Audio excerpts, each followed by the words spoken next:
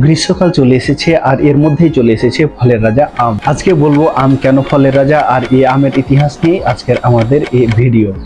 আমের ইতিহাস নিয়ে বলতে গেলে আজ থেকে ফিরে যেতে হবে 2351 বছর আগে, যখন গ্রিক বীর আলেকজান্ডার দ্য গ্রেট প্রথম এই উপমহাদেশে পা রাখে। বলে রাখা ভালো, আম কিন্তু আমাদের এই উপমহাদেশেরই প্রোডাক্ট। আপনারা সারা পৃথিবীতে আম যে দেখতে পান, এটা আমাদের উপমহাদেশ থেকে বীজ নিয়ে সেখানে চাষ করা হয়। আমের আদি নিবাস যে কোথায় ছিল এটা নিয়ে বিজ্ঞানীদের মধ্যে অনেক মতপার্থক্য থাকলেও আমের আদি নিবাস যে দক্ষিণ এশিয়াতে ছিল এটাতে সবাই একমত। আমের ইতিহাস থেকে জানা যায় খ্রিস্টপূর্ব 327 অব্দে আলেকজান্ডার দ্য গ্রেট সিন্ধু উপত্যকায় প্রথম আসেন। এরপর তিনি সেখানে একটি আমের গাছ দেখতে পান এবং তিনি সেই আম খেয়ে মুগ্ধ হয়ে যান। যারা জানেন না তাদের বলি, সিন্ধু উপত্যকা বা সিন্ধু সভ্যতা হলো এই উপমহাদেশের প্রথম সভ্যতা। তার মানে বুঝতেই পারছেন আমের ইতিহাস কিন্তু সিন্ধু সভ্যতা বা প্রথম সভ্যতা থেকেই জড়িত।